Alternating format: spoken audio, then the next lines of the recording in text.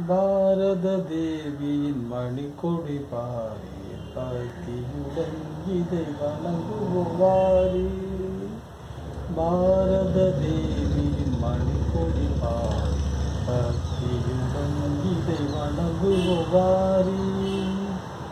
பல பல முளதன விளங்கிடும் பச்சை பரிசுத்த தியாகத்தை காட்டிடும் வெண்ணை.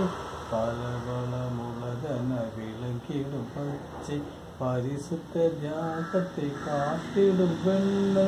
நலமுடன் பக்தியை ஊட்டிடும் காவி, நலமுடன் பக்தியை ஊட்டிடும் காவி.